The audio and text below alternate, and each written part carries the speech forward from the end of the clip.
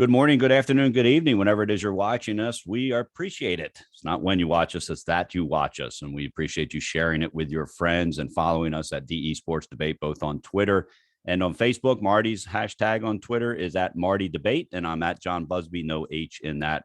We've enjoyed the conversation the entire fall and hope it continues. Even though Marty football season is over, the 51st tournament was held at Delaware Stadium yesterday. They got it in before the weather hit late. The Laurel St. E's game was played in a little bit of a downpour once off and on and a lot of wind. First time that they had three classes instead of Division Ones and Division Two. They made that split back in 1975, but three classes for the first time. Four games when you add on the unified game, which actually became was probably the second best game of the day, at least down the stretch. Two games came down to the last drive, both the unified game, which Dover won. They three-peated 26-18 over Smyrna, so it was a great win for the Dover Senators in the unified division. In Class 1, Laurel got their first win in 30 years in a title game with a 28-14 game over over St. Elizabeth. In Class 2, Archmere completed its perfect season, their first title in 39 years with a 27-0 win over Woodbridge, and what was probably the shocking score, not necessarily the winner, but the score of the day. And then, of course, in Class 3, the two big boys, Middletown edged Smyrna 28-22, a game that featured 5 lead changes. And Marty, what I want to start with, we talked about, did you get your entertainment value? It was $10 to get in for the entire day. You could watch all 4 games, couldn't leave and come back. Understandable. No way, you got to control that. But let's start with that. 4 games, 2 really good ones, the unified game and the Class 3. And then the Class 1 and 2 games, you were at home, watching at home. You had some obligations you had to take care of at home. I was at the stadium for the first 3 games, on the field for the unified game, but then watched the Class 1 game once I got home. And so just wanted to get your thoughts on, a lot of people, obviously, we're going to talk about the crowd in a second, but crowd wasn't huge. And one of the reasons we think that is because you could pay $12 and watch the same 4 games at home in your living room, out of the weather, if there was going to be some, which there ended up being. Didn't have to drive anywhere, didn't have to check in at the UD with the vaccine stuff. And so we think that was a big part of it. You were one of those. You would have been there if you could have, but you weren't. And, so how was it watching it on TV? I'll be honest, we've over the past year or so, we've gotten complaints, and we've complained about the NFHS network feeds and whatnot. I have to tell you that there was not a single glitch during all 3 games that I was able to watch yesterday. The presentation was perfect. The sound was perfect. And again, these were produced by the 302 guys for NFHS network. But I thought the presentation, the announce crews were fantastic. So at home, I got to tell you, if you're Dia and you're really hoping to draw people out, you maybe didn't want as good a viewing experience as we all got yesterday, because the camera work was spot on, and it was just a really enjoyable experience to watch at home. The camera panned around sometimes, and it gave us shots of what else was going on, like crowd shot, things like that. So no, I thought it was a phenomenal experience to watch this at home. I've watched a number of NFHS games this season, and there's been some that I've communicated to you, like, this is unwatchable. I can't get this. I remember we talked to Glenn a few weeks ago about one of his broadcasts that they just couldn't figure out what the problem was. Yesterday, between the announcers, the crews, everything perfect. Presentation was perfect at home. That's great. It's a 302 Sports guys, Delaware Sports Live now. They partnered up, or bought the other out, I think, and what it is, and they do a nice job. And when they do have problem with the feeds, and you and I have experienced this when we used to broadcast high school games on the radio, football and basketball. It's all dependent on the signal that you get wherever you're at. And so when you go to Delaware Stadium, where they produce major college football games, you're going to get good connections. And that's exactly what happened. And I will tell you, unbelievable. Yep. I was just going to say, between Benny Mitchell and Bill Coach Harmon was another one. Everybody praised the press box. Yeah, it was amazing to hear them talk about, because I remember they were talking about the freezing concrete and everything from the old press box. Of course, having to walk up 1,000 stairs. Yep. Now the elevator's in there. So Yep. no, everyone was very complimentary of the work UD did on the press box. Well, what it is, it's finally a college press box, because for the last whatever years, it's been more like a high school press box that was just a lot longer, and in some cases colder and hotter, and one little almost the bathroom situation was always interesting in the UD press box too. It's basically a porta-john, only with wood around it, so you can hear everything that's going on inside of it, and 8 people are sitting right next to it the entire game. So no, hats off to UD for finally getting the press box done. It was a joy to sit up there. I guarantee, well, and the weather was perfect yesterday, temperature wise, but I guarantee, I mean, you and I have been up there when it's been freezing cold up there, and there's no way we're sitting up there for 4 games. No. We're going home. And so, but it was very pleasurable. The way they laid the schedule out, they had an 11 o'clock game. That was the D2 game. The 1:30 was the Unified. Obviously the 11 o'clock started right on time. The Unified game started about 5 minutes late. And that's only because, the ceremony that they do ahead of time, the coin toss and all that, which they did a first-class job of that. The 3:30 game started right on time. 6 o'clock game started a little bit late. I was in transition from home, so I'm not sure how late. All I know is I was listening to the radio on the way home, and they said, we're actually going to start earlier than we thought. Not before 6 o'clock, but earlier than they thought. So they had the teams line up on the practice facility fields like we thought they would. It's an ideal situation to full football field. So there's no excuse that you got to share a field, got to share a field goal, anything like that. It's a perfect situation. And so, the only thing I would have said, or would say to the committee, you can actually push that 6 o'clock kickoff back to 7, because then you're almost guaranteed it starts on time, barring a major lengthy Class 3 game. And 7 o'clock is when the majority of these teams play football at night. And so, that would be the only thing. And, committee's a lot smarter than me. They'll probably figure that out, that, why schedule it at 6 when we know, and we admit ahead of time, which was nice of them. They admitted it's not going to start at 6, but that's when we're going to schedule it for, so we can arrange for it, so that as soon as after 6 is, we're ready to start. But I think they could easily just say that last game is going to start at 7 o'clock. Like 95% of the football games that are played on Friday night, other than Middletown, start at 7 o'clock. And Middletown starts later. Tomorrow. Most of their games are at 7 o'clock during the season, so that would have been right on time for them. Yeah. So congratulations to Jim Comegys and the football committee. I don't think they could have asked for anything better, other than maybe a little less wind and a little less rain in that last game. But it's football weather. I was going to say, one of the funniest things to watch was during the ceremonies after each game was Donna Polk trying to corral the footballs on the table.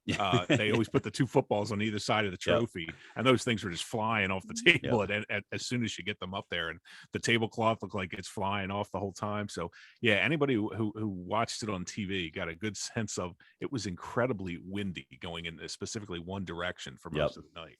Yeah. So congratulations also to Donna Polk and Steph Mark. That's not a name you hear a lot. She's kind of behind the scenes. She works with the DIAA also. She does a lot of the behind the scenes stuff that makes things go so smoothly. So a great job by Donna, Steph, and Jim Comegys to pull this thing off. It was a first time they've ever played 4. It's probably the first time there's ever been 4 games at Delaware Stadium in one day. In fact, I think I read that somewhere. I know the Red Clay School District used to do something. I think it was the Red Clay, where they did 2 on Friday and 2 on Saturday or something like that. Right. But, for a special classic or something like that, but first time for 4. Now the crowd was a different story. I don't have numbers. If I had to guess, my guess is they may have sold more than 5,000 tickets. I can almost guarantee you there was never more than 5,000 people in the stadium at one time. So between the 4 games, my guess is that they sold over 5,000 tickets, but you didn't have that crowd like you had. I want to say it was the last year that Smyrna won the state championship when they beat Middletown back in 2017. That's what I was going to say. I remember it was there was an open seat across the way that you could see. You and I could see. There was more than 10,000. I forget what the figure was, but there was more than 10,000 people in the stadium at the same time, and that just didn't happen. Now, could be one of 3 reasons, which you and I discussed off the air. And I actually tweeted this out yesterday. For $12, you could subscribe to the NFHS network for 1 month. And if you were smart, you did that 3 weeks ago when the playoff game started.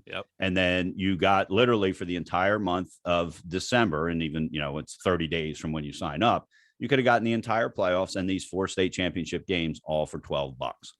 Or you could pay $10, hope the weather holds off, come to Delaware Stadium, and spend the day. And that was great. It was great that they arranged it like that. They didn't try to do like they've done with some other events, and it made sense at other events where you clear the place out and you bring the next crew in because you can logistically do that. That would have been logistically almost impossible to do with this because there's too many ways to get in and out.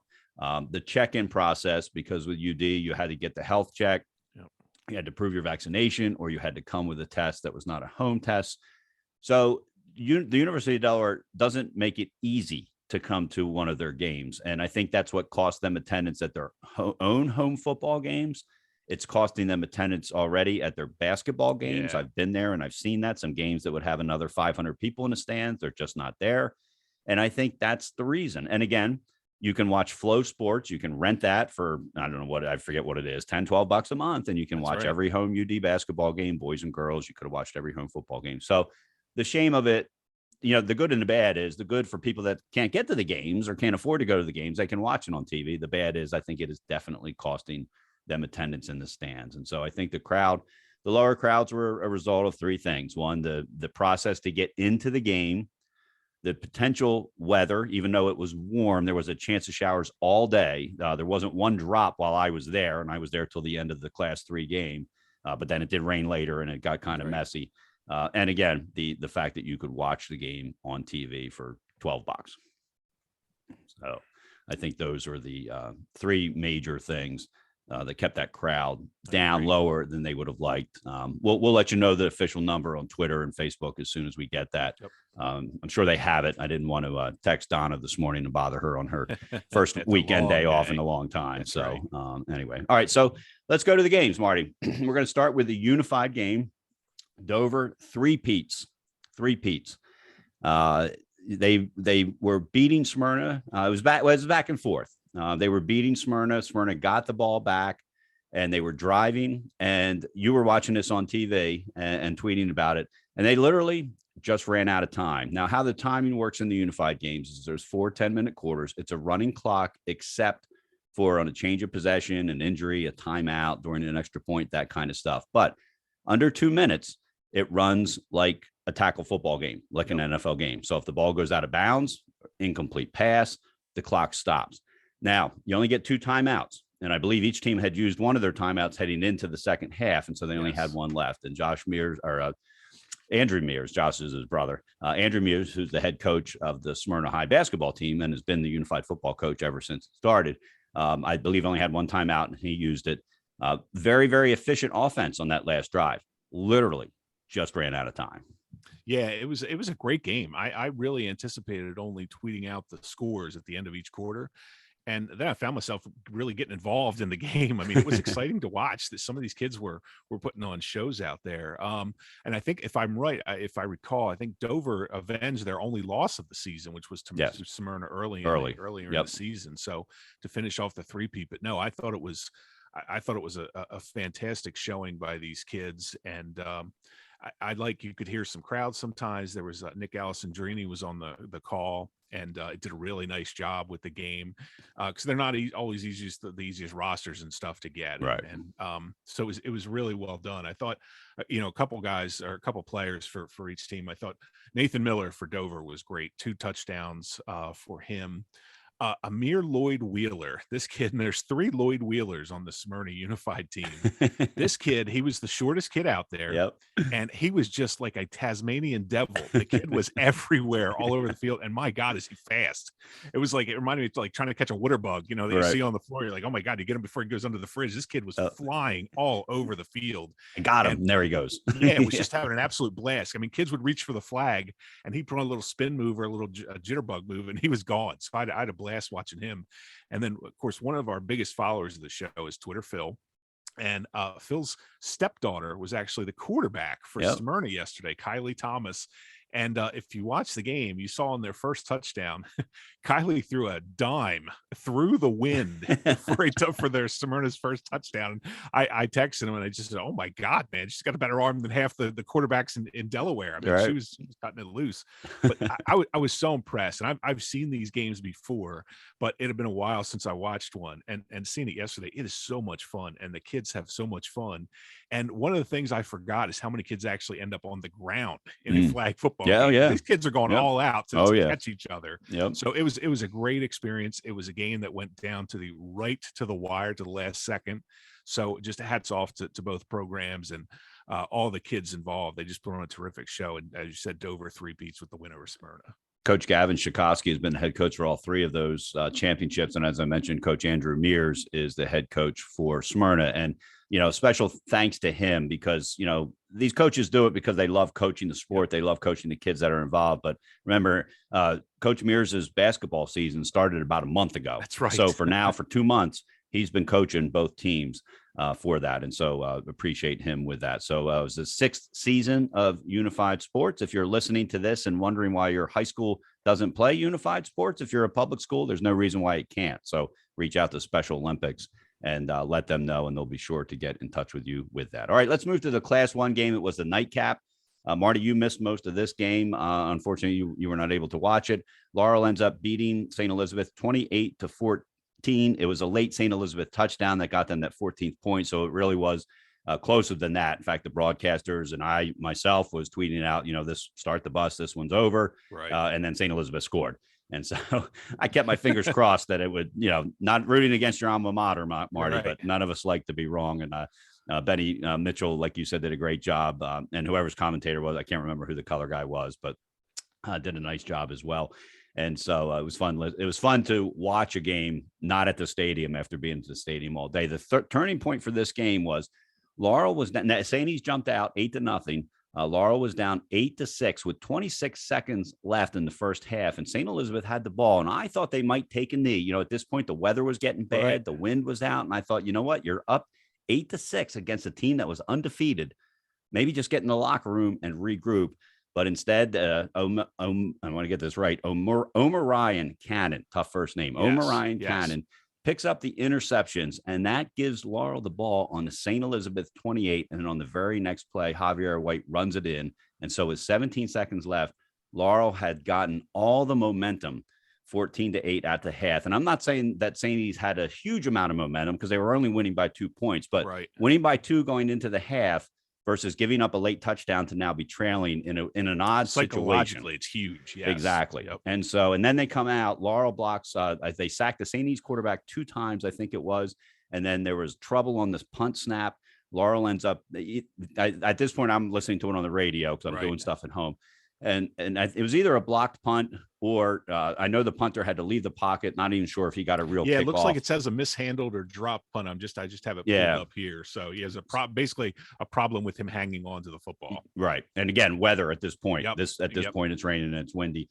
But anyway, Laurel blocks it or whatever, and then they score right away. And so now they're up 21-8 before you can blink. So in a matter of about 3 or 4 minutes on the actual football field, the game completely turned the other way. And this game was about controlling the ball for Laurel. It was controlling the ball on the ground by 2 kids who have been playing together since they were back in Pop Warner. Javier White, he ended up with 116 yards on 15 carries and 2 touchdowns.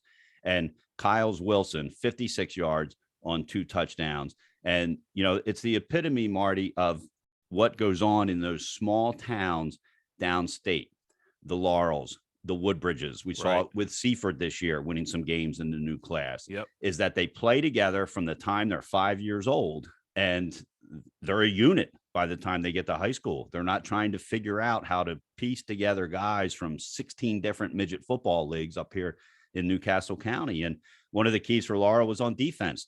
They held Quasim Benson to 38 yards on 24 carries. This is the offensive player of the year. And I know you followed him a lot, Marty. When you saw that stat, that had to shock you. Yeah, I was shocked. I remember when we did the preview show, I said, besides Benson, Chris Character and Betch Smick needed to step up. And I saw the box scores, and it looks like there was 2 Smick to Character touchdown passes. So that came to fruition. But I did not anticipate Quasim Benson being completely shut down. I kind of thought him and Javier White would have similar days where it would be some hard-earned yards, but from everything I've heard, and I said for circumstances I couldn't control, I wasn't able to see the game, but it sounds like Benson was just completely bottled up and forcing them to go different routes, and it makes you wonder if that played into it for Mike Lemon right before the half.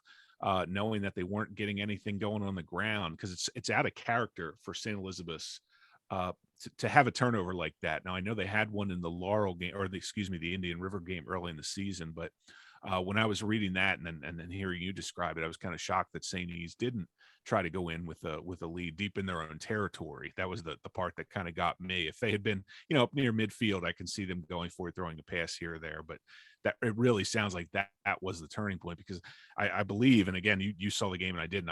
St. Elizabeth never did get even or take the lead, correct? That was it. I mean, That was it. Once they got to 21-8, the game was basically over. Yeah, but they didn't help themselves either. Laurel had a 3rd and 15 in their own territory, and then St. Elizabeth gets a horse collar penalty, which would have given you a first down. But then there was an unsportsmanlike conduct penalty, which must have been involved a player mouthing off, because there was no physical contact. I was watching at this point. That takes the ball to the St. Elizabeth 38-yard line. And so that hurt them. There was another play a few minutes later in the fourth quarter. Laurel was on its own 29. They had a 3rd and 10. St. Elizabeth stuffs the Laurel runner. I forget which one it was. They went up the middle, completely stuffs him. And then there's a late hit. So it's one of those situations where they stuff them on the pile.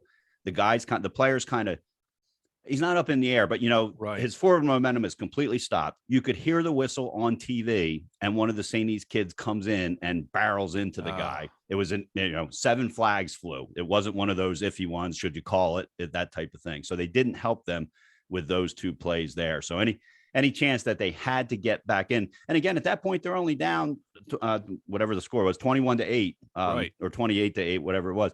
They're only down at that point, at that score. Those 2 situations, if you turn them into touchdowns and then you score that late one, then who knows what happens. So, and that's out of character for St. E. Exactly. I was going to point out a little bit later, and I'm glad you did, because the first 3 games, including the unified game, I thought were really cleanly played. Yes. Usually we see every now and then a Smyrna or Middletown kind of get, a late hit here or there, but I thought both games, both the 2A and the 3A game, were amazingly well played by both teams. I agree. And that'll be teaching points for St. E's coach, John Lemon, to talk about. He'll show that on game film. Like I said, they were 2. I don't know what was said, what the mouth part was. And a horse collar tackle happens sometimes because that's the only way you can tackle the guy. Exactly. So I'm fine with that, but it's the mouth afterward that added on, basically a 30-yard penalty, not just a first down, a 30-yard penalty at that point. And then the late hit again turns it right back over. When you had them stopped, it would have been 4th and 10. They're punting at that point. They're in their own side of the end zone with a big lead. They're going to punt and give you the ball back instead. So that will be a teaching point as well. Laurel finishes 11-2. It's their 4th state championship. The last time they won was back in 1991 against Indian River. Joey Jones, in just his 3rd year, gets the first title for that small town. As Benny Mitchell said, there's only one place you can go further south than that, and that's Delmar, and half of Delmar's in Maryland. So that's right. But Joey Jones, I don't know if people know this, he was a star quarterback at Salisbury University. So it's nice to see the guys stay close to home down there when they do that. For St. Elizabeth, they finished 11-2. It was their first appearance since 2010 when they beat Archmere. So again, these are probably 2 teams, Marty, that are not going to be in the playoffs. So although you could argue Laurel's team, especially this year, if they're in the old Division II, may have gotten in with 8 teams. And you could say, I guess, the same thing about St. E's, but definitely they're guaranteed to be in, and we'll expect to see both these teams back. And real quick, year. I just wanted to point out, I saw a tweet of yours, and I guess Benny Mitchell had said something with I never heard before, which was bringing the title back to the ditch, which I'm glad you explained, because I hadn't heard that saying before. I live half a mile from the canal, and I had never heard that saying before either. It sounds cool though. Yeah, leave it to Betty. Good job, that's Betty right, Mitchell. That's right.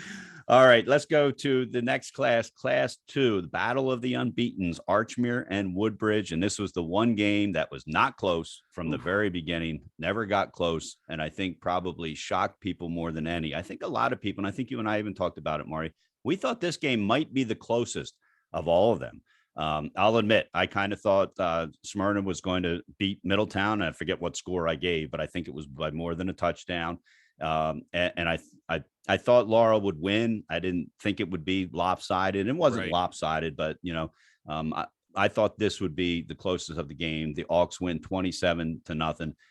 They lost the battle in the trenches, Woodbridge, that is. And Marvin Dooley said that.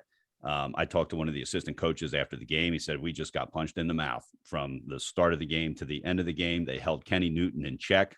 Woodbridge's star running back, Chris Albero, only had to throw 7 passes. He did not attempt to pass in the second half. Again, part of that was the weather, the wind, them wanting to chew the clock up. Declan Pearson rushed for more than 100 yards, and Archmere completes the perfect season. It's their 4th state title. This game shocked me. I mean, it was from the very beginning. The line play for Archmere was absolutely dominating. And, we had said during the preview show, and it was true during the season, that the Woodbridge defensive front was always so good at stopping the run. Boy, they just got blown off the ball by Archmere, and that's just something I did not see coming. But it was a start to finish complete domination. It reminded me that the last game, it was completed domination by one team in a championship game. For me, I was thinking back to Ray Jones days at Hodgson when he beat Laurel 42-0, and back Laurel in the D2 games in that game. Yes. Yeah. And it just kind of had that feel. You got the idea. I tweeted it kind of jokingly at the beginning of the second quarter beginning of the third quarter, when they went exclusively to a sort of wildcat offense with Kenny Newton in the backfield. And I said, well, I think Seth Smart has played his last play of the game, and pretty much until the very end, he really did. I mean, they tried to just run the ball, and they did it. I thought Archmere was interesting. Woodbridge was able to move the ball between the 10s, from 10 to 10, they were great. And then boy, Archmere just clamped down whenever they got near the end zone. I think there were 2 times in the second half where there was a turnover on downs inside the 20-yard line for Woodbridge. They just, again, and the stats are amazing. I mean, 107 total yards and only 7 first downs for Woodbridge in that game. And I just, in a million years, I would not have seen that coming. Albero, I thought, did a great job. The other thing I would point out that I thought was the key to this game, besides the line play, was whoever came up with the Archmere game plan, the misdirection. Boy, every time Albero took the snap, the entire linebacker crew and defensive line would go after in his direction. And there must have been 10 to 15 times where he handed it on a counter play back to a wide receiver or running back, and just a massive hole opened up. So it looked to me like the Archmere and Coach John Bellis got watching the tape, noticed that this group of fast defensive players over pursued, and they took advantage of that time and time again. And the funny thing to me too was, coming out of halftime, I was shocked, and I think the announcers might have noted it too. I was shocked at the body language on Woodbridge. They were only down 13-0 at the time, and they looked so deflated, almost like it kind of reminded me of like a heavyweight boxing fight where the guy manages to stay on his feet, but he's getting just drilled time and time again. He just happens to have a strong chin. Trying to get to the fourth quarter. Exactly. They almost knew that they weren't having any luck with this, and the body language just got the worst throughout. Now, I'm not pinning this on the kids at all for bad attitudes. It's just the domination was that complete from Archmere. They just could not establish any momentum. Lexton Westcott, who's one of the best receivers in the state, I think, for Woodbridge, I'm not sure he had a catch. I don't remember his name being called. Yeah, I could hear the PA they weren't able to announcer. do anything. Yeah, it just it was a complete domination by Archmere, and the line play was just phenomenal there. So 27-0. That is just a score I would never have seen coming from this one. So Archmere finishes 13-0. They get that bitter taste of losing last year to Howard out of their mouth. John Belace has that program. It's a great program, Marty. You just don't, when you hear the name Archmere and the Auks, in case you don't know what an Auk is, it's a diving seabird. That was one of the discussions in the press box last night. They always seem to win. They always seem to be there, and then they don't have the luck in the playoffs, so they don't have the chances to go on. Their last title was in 1982.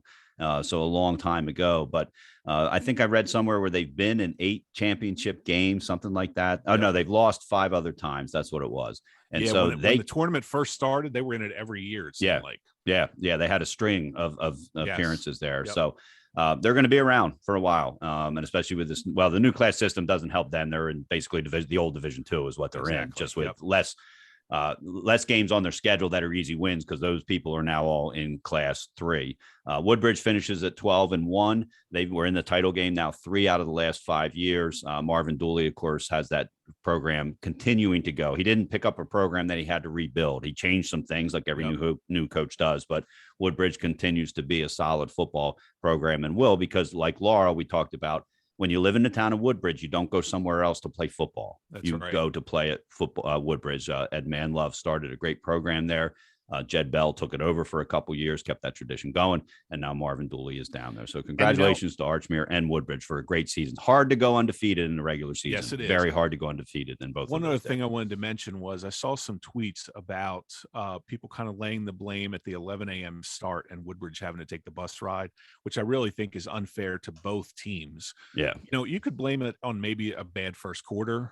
But once you get into the second quarter, I mean, these are kids. Yep. They're resilient. They're certainly in better shape than anyone's calling these games, right? Or writing about these games. So I think, once we got to the second quarter at best or at worst, that would have been a quarter's worth of kind of adjusting to the early time. But yeah, I just thought to infuse that with that discussion was not fair, because I just think this was a one-sided domination that would have happened at 7 o'clock at night or 7 o'clock in the morning. And if you're going to complain about that, then push for schools to push the start of the school day back to 9 or 10 o'clock, because these kids got on that team bus probably, I would guess, around 8 o'clock. It's about an hour and 15-minute ride from Woodbridge up to the university, maybe an hour and a half. And so they probably left Woodbridge at 8 o'clock, which means they're getting out of bed at 7, which I guarantee you is later than every other day of the week, Monday through Friday, that they get up and go. I know my kids get up at 6 to go to school. And so it's not like they didn't lack sleep as long as they went to bed when they should have. And that's on them if they didn't. All right, let's move to Class 3, the big boys. Middletown pulls it out 28-22, their first win since 2012, despite several title game appearances. Yes. And they pull it out with there were 5 lead changes in this game. The score that finally put Middletown on top was a 4th and goal from the 3. And, Marty, you and I have both questioned how good Braden Davis really is. This is a kid that played in Florida last year. The year before that, he played against Hodson in the state championship game. They lost. A lot of hype. Kid that, was getting offers back in 9th grade. As you said, they weren't from what he did on the football field. It's what he was doing at all the camps that those types of kids go to.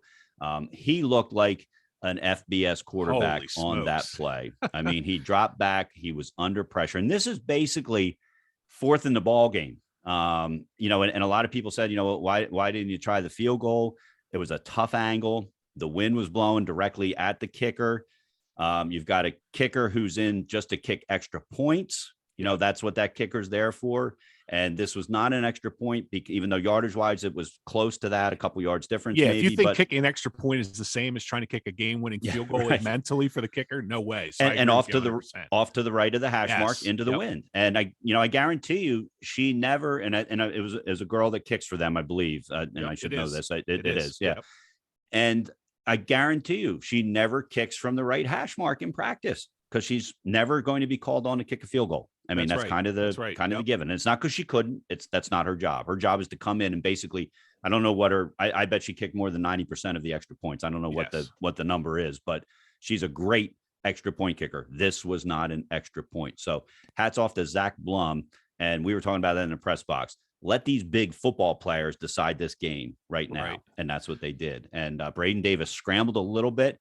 He held onto that ball as long as he possibly could. And Zach Caldwell got loose in the back of the end zone. Ended up looking easy. If you tune in and all you see is the ball flying through the air, it's like, Jesus, I could have thrown that ball. Let me tell you, you couldn't have. You needed to be an FBS football player to make that play. And he did just that. And so just an incredible ending. As Middletown defense was huge, as Mike Judy was quoted saying in the paper. They had 3 down linemen that gave them fits. He said they gave us fits back when we lost to them early in the season. And so it was just a great game between 2 great teams, between 2 great programs, probably maybe 2 of the biggest rivals in the state. They play that Harvest Bowl, which dates back to when they were both Division II teams, small little schools in a farming community. And so it was just a great game. That game lived up to its hype without question. I say it's funny that you mentioned that because you and I didn't talk about this before air, but the first note I wrote when I was putting stuff together this morning was Braden Davis for real. Yeah. Yeah. No It doubt. hit some of the throws. He had a 30-yard throw to Zaire Tart on that game-winning drive too. That was perfect. And both times, including on the touchdown pass, which again was only 3 yards, but he threw it a lot further than that.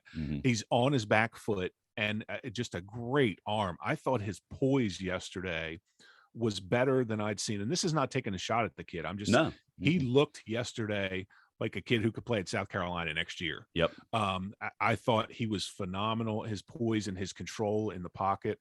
On the flip side, and I'm not taking a shot at Cameron Edge by any means. He's a 4-star quarterback. He's going to have a great offers.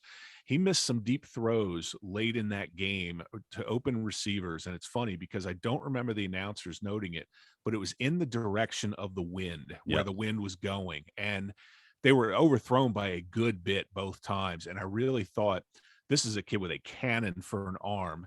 And he didn't put a lot of air under them. I mean, he kind of cut loose. And I wondered if the air, the wind got to these and carried them a little further because it was uncharacteristic for him. He also short hopped one.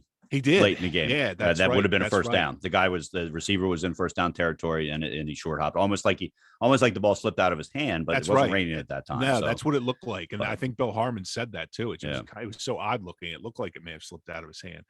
Two things that stood out. Middletown to me didn't look like they changed much from the first meeting. They ran the offense they ran the first time. And I remember I was thinking Mark Del Percio always used to say to us when we were prepping for games, he would say, I don't really care about the opponent. No, right. I'm more focused on perfecting what we're doing, because if we operate at a high level, it doesn't matter what they do. Right. And I kind of thought Middletown took that approach last night.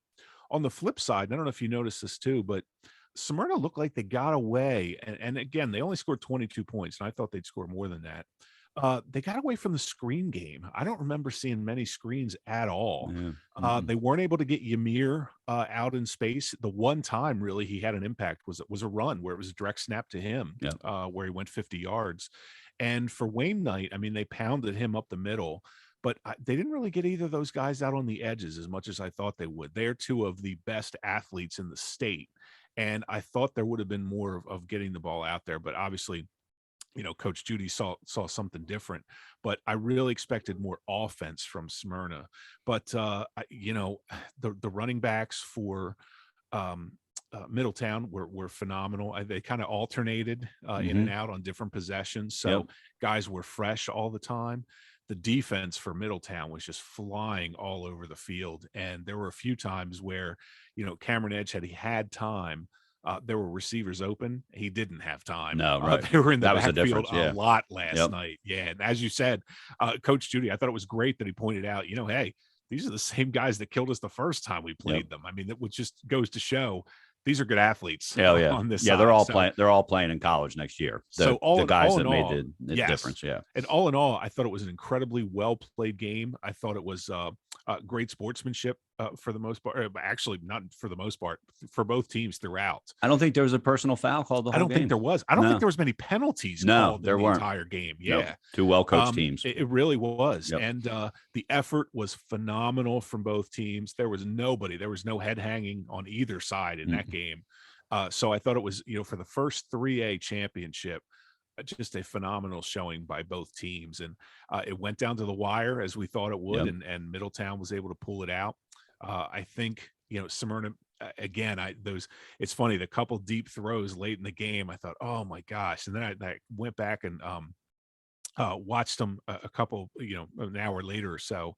And I thought, God, it looked like the wind got a hold of those things. And it was an odd day condition wise, but again, can't take anything away from either team. And congratulations to Middletown for finally getting over the schneid there. It was funny. I saw a quote from Braden Davis where he said, I kept hearing all these kids in school saying, yeah, we got to the state championship game. We got a state championship game. Well, did you win? Well, no, but we got there. Not the last 6 times they didn't win. Yeah, exactly. So, and for Braden Davis, how cool is that? He comes back from Florida, takes over this team. Takes a little while to get back in sync in the early season, but yesterday, as you pointed out, to lead this off, just a phenomenal day for him. And if I'm Coach Beamer at South Carolina, I am loving what I saw from him yesterday. Yeah, and ironically, both Smyrna teams, the unified team and the Smyrna Eagles, the Class 3 team, had the ball late and a driving, and both ran out of time. Cameron Edge picked up a first down, and instead of going out of bounds, he cut back and tried to pick up a few more yards. I thought he should have gotten out of bounds. I tweeted that. Somebody tweeted me back that they thought it looked like he couldn't get out of bounds, that they cut him off. I thought he could have. Here's my point. I thought he could have made an effort to get out of bounds. Right. I thought it was going to be one of those things where he may still have been tackled in bounds, but at least try to get out of bounds. It's a 50-50 shot. If it works for you, that's good. If not, it's still, you're got a first down, you got the ball. And what happened is, in high school football, the clock stops until the chains are put in place. And the Smyrna rushed up and the chains were put in place and they started the countdown. And they didn't snap the ball. It was so odd because Cameron Edge was begging. I mean, he was pounding his foot. He was clapping his hands. And whoever and I can't remember the specific announcer who said this, but they said, well, they wondered if he didn't hear him. And I'm thinking, God, I see the crowd. I don't think there's any way he's not hearing him. I just think, I don't know if he didn't think people got set. I mean, certainly it didn't cost him the game by any means, but it was just an odd finish to it. You're expecting to see a ball get thrown into the end zone. Right. One more time. To not even get the snap off. It was a very bizarre ending. And with an offense like Smyrna, with a quarterback like they have and the wide receiver speed they have, there's no reason why there couldn't have been 4 wide receivers in the end zone and you throw it up. And, so the game may not have ended the way it did if they get that snap off. And again, these are kids. I was thinking to myself of all the different things you could think about. If whoever was on the edge realized that the clock was going down and we're snapping it, they should have jumped off sides. Well, then the clock stops. You're right. And the other thing I thought was from Cameron Edge's perspective, get up under center. Yeah, take the snap and spike it. And somebody said that 2 seconds. Yeah. Somebody said that they could have done that. He could have gotten up and not even if you're not going to spike it, you're going to throw it. You're not going to sneak it. So drop back. So again, he's expecting the snap. Yep. He's in the shotgun. Yeah. It would have been cool to see them get off that last play, but it takes nothing away from either team. And you know what? They ran a perfect offense up until that point, because they didn't try to go for 4 or 5 Hail Marys and win it. They had Mike Judy and his offensive coordinator did an incredible job of sending the plays in to get them to slowly and methodically work their way up the field, 10, 15 yards at a time. Unfortunately, they only had 1 timeout. They had to, and I'll use the term waste in air quotes, 2 timeouts because of defensive confusion on the field, which is unlike a Smyrna team. And you could see Mike Judy's frustration, not only the first time he had to do that early in the 3rd quarter, but then when he had to do it a second time, because that is not a mistake that they usually make. So again, a lot of places you could have said if we had more timeouts, if the quarterback had come up behind and under center, if the center had heard him clapping, a lot of things like that. But the reality of it is, and hats off to, I didn't hear any Smyrna players, any Smyrna coaches making excuses. It was hats off to Middletown.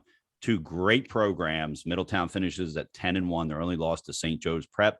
Smyrna finishes 10-3. They're lost to nationally powered Bergen Catholic, and then to Middletown 2 times.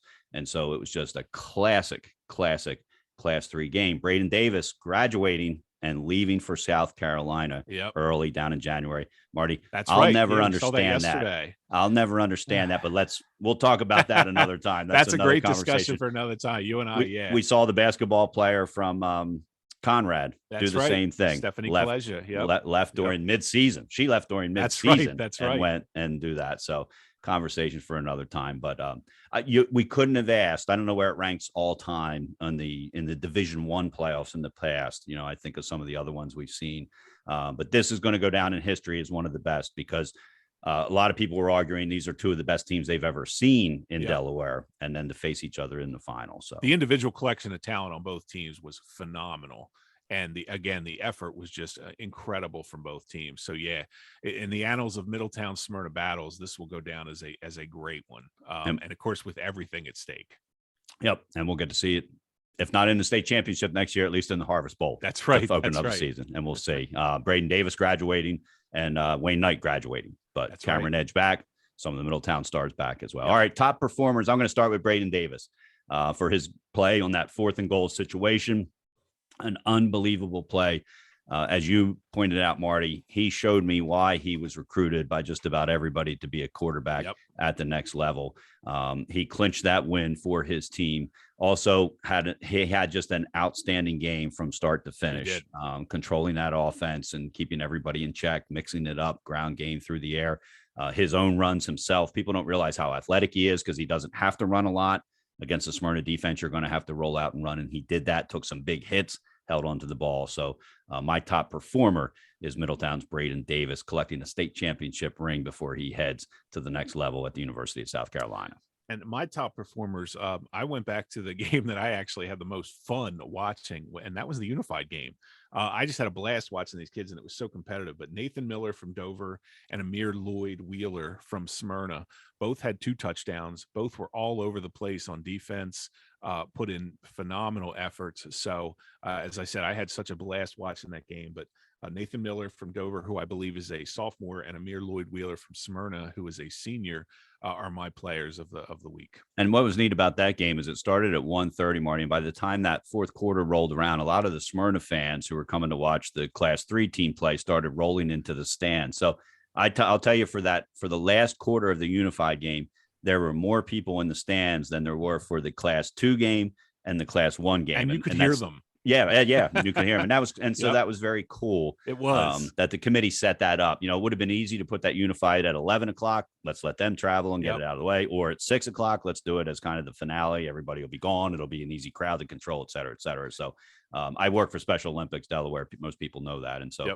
I want to publicly thank the football committee and of course Donna Polk and Stephanie Mark. They always care about unified sports, and they always think. One of the things Jim Comici said to me is, we want to put the unified game where it can get the most attention.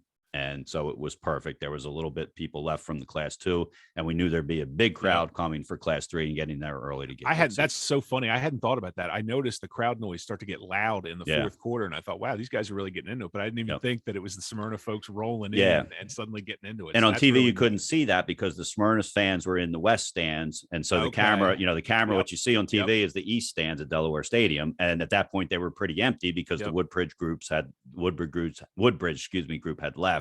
But the Smyrna fans started rolling in, and they were the home team on the west side. So it was pretty cool. All right, for units, I'm going to go also to the unified game for the Dover defense because Smyrna had the ball. One of the things with flag football and unified sports that I've realized over the 6 years that have been going on, Marty, is it's quick and easy to score if you have an athlete. And you mentioned that athlete that Smyrna's got, who is quick as can be. And he had the ball a few times, and he had a few of his touchdowns were in this exact situation. Ball on their own side of the field. He gets the ball and nobody can catch him. And he does a tremendous job of running without guarding the flag, because if you guard your flag with your other hand, it's a penalty and you can't spin away. So it's not as easy as you would think. People who play flag football in the backyard, they don't have the no spin and the guarding the flag rule. I watch that in my kids' backyard all the time. They're breaking all kinds of rules, but they don't care, and I don't care. But the Dover defense held tight. It is tough to grab a flag when you got somebody flying like this kid and a few of the other players for Smyrna did. So hats off to the to the Dover defense holding Smyrna on that last drive. Smyrna just literally ran out of time, and that's because the Dover defense was so good. It's not real far that you have to go. The field's only 40 yards long. And you start on your own 5-yard line. So, you basically got to go, 35 yards. And that can be done in a couple quick plays, but Dover kept that from happening. So congratulations to Dover defense for securing that 26-18 win. And before I get to my unit, I want to point out too, in that unified game, and I'd be remiss if I didn't say this, the last play of the first half, Smyrna ran probably the best executed hook and ladder play that I've seen in high school for years. It was perfect. It went for a touchdown. It was just beautifully executed. Dover did not see it coming at all. And I just remember I tweeted, holy smokes, they just run a hook and ladder in the unified game for a touchdown. And they sure did. It was a great play, great afternoon. For my units of the week, I'm going with the Archmere lines, and specifically the offensive line. I'm also going to include the linebackers for Archmere as well. These two units were phenomenal. They cleared the way the offensive line did, and a lot of these guys go both ways for Archmere. So I thought from start to finish, they just controlled the line of scrimmage on both sides of the ball, and the numbers bear it out. I mean, Johnny Kim, he rushed 4 times for 100 yards.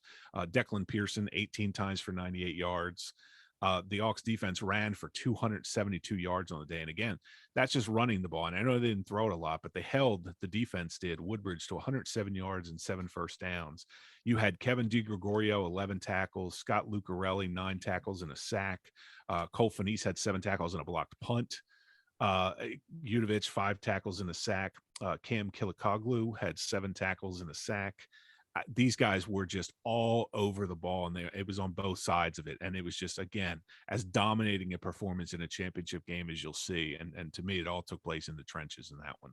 All right. So congratulations to our top performers and top performances for Championship Saturday. What a Saturday it was. Your state champions again. The unified champion was Dover High School, winning its 3rd in a row. Laurel High School in Class 1, Archmere in Class 2, Middletown in Class 3, 3 publics, 1 private, 2 upstate, 2 downstate. No matter what Benny Mitchell says, Middletown is considered an upstate school, even though they live below the ditch, which I'm going to call that from now, the CMD I love ditch. it. I love that. Yeah, me ditch. too. And so just overall, it was a great day of football. Congratulations to the football committee and the DIAA. You never know how these things are going to work out until you actually do them. And, Mother Nature helped out by not really wreaking havoc until the end. But even that, there was no lightning delays. And that's when we were talking about it before. That's all you don't want is a lightning delay. Right. Rain's okay. Wind is okay. Is it fun? Not really, but it's not a delay. It's less fun to go sit in the locker room for 90 minutes and then come back out, or come back on Sunday, which would have been one of the options as well. So congratulations to the committee. Congratulations to all the coaches and the players. And thank you, all our listeners. We appreciate it. You helped make this podcast what it was, or what it is. We're not going anywhere, but was during football season. We weren't sure what the listeners would think. This is the first football season. We've had the podcast. We started back in January. The major talk back then was all the COVID stuff. Yep. But now with the football season, we realize how much we enjoy covering the high school football and covering it in other ways that other people don't. We're the only consistent podcast for Delaware high school sports. And we hope we will continue that and look forward to that. So again, you can follow Marty at Marty Debate, me at John Buzby, no H in that. And of course, DE Sports Debate on Twitter and Facebook. We appreciate all of you listening in, and we look forward to, football's over, sports are not, and we can't wait to keep going. So for Marty Sheehan, I'm John Buzby. Have a great sports week.